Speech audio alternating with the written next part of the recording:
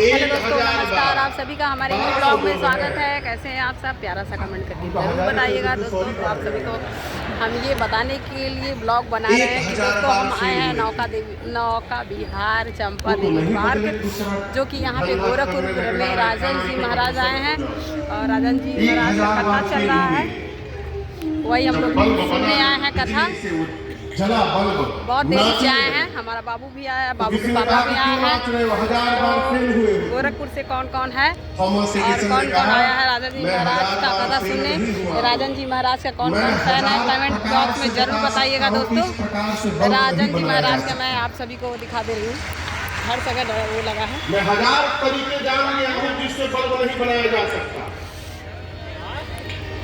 राजन जी महाराज जी का कथा किसको अच्छा लगता है जरा सा कमेंट करके जरूर बताइएगा दोस्तों। हमको तो पसंद है। हम लोग हमेशा बाबू के पापा और हम हमेशा लोग राजन जी महाराज का भजन और कथा सुनते रहते हैं। हम लोग को बहुत पसंद है। हम लोग बहुत पब्लिक आई है अंदर। आप सभी को दिखाते हैं। बहुत ज़्यादा पब्लिक आई है। उन्होंने 3 हो सकते हैं श्रृंगार शतक, नीति शतक और वैराग्य। चलिए अंदर का लुक आप सभी को दिखा। तीनों में 100 श्लोक उन्होंने लिखे हैं। नीति शतक का एक श्लोक कहता है कि समाज में 3 प्रकार के मनुष्य होते हैं। प्रारब्ध्यते न खलु विघ्न भयेन नीचैः, प्रारब्ध्य विघ्न विहिता विरमन्ति मध्याः, विघ्नैः पुनः पुनरपि प्रतिहन्यमानः, प्रारब्ध्य च उत्तम जना न परित्यजन्ति। कहते हैं 3 प्रकार के लोग होते हैं। नीच निम्न कोटि के, मध्यम कोटि के और श्रेष्ठ कोटि के। इन तीनों का अंतर क्या है? निम्न कोटि का व्यक्ति कौन? जो कोई भी कार्य इसलिए प्रारंभ नहीं करता है कि प्रारंभ करने के पहले सोच लेता है कि विघ्न आएगा। अभी काम शुरू नहीं किया, पहले ही विघ्न की कल्पना कर लिया और काम बंद कर दिया। निम्न कोटि का व्यक्ति। मध्यम कौन? कार्य प्रारंभ तो करता है, 1-2 बार विघ्न आता है तो बंद कर देता है। और श्रेष्ठ व्यक्तित्व कौन है? एक बार जो कार्य प्रारंभ कर दिया, विघ्न के ऊपर विघ्न आवे, कितनी बार भी विघ्न आवे, जब तक पूर्ण नहीं करता तब तक छोड़ता नहीं। ये श्रेष्ठ व्यक्तित्व का लक्षण होता है। थॉमस एडिसन श्रेष्ठ व्यक्तित्व थे।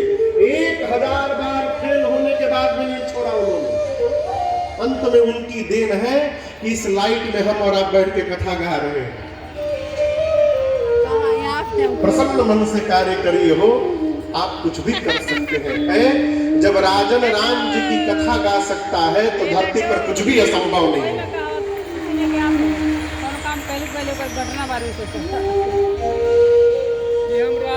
राम जी प्रसन्न होकर के चले। आगे आगे कौन चल रहा था? इसके चौधरी। कल्पना करके बताइए कौन चल रहा होगा? दोस्तों गाना सुना रहा है, जो लाठी लेके खड़ा है गाना सुना रहा है। राम जी के पीछे लक्ष्मण जी, तीनों लोग चल रहे हैं। कभी भी बड़े के बराबर में नहीं चलना चाहिए, मर्यादा से थोड़ा पीछे चलना चाहिए। मैं अपनी बात बताऊं, बहुत बड़ी बात है। कुछ महाराज साहब गुजरात में गया, 10 दिन का प्रवास था। तो ठंड का समय था तो बड़ा वाला सूटकेस लेकर गया था। तो एक घर में हम लोग गए। मेरी यात्रा प्रारंभिक यात्रा थी, कथा यात्रा की। तो जिसके घर में गए तो उन्होंने कहा कि गुरुवे जी इतना वोट चेड़ा हो कि 2 सूटकेस था।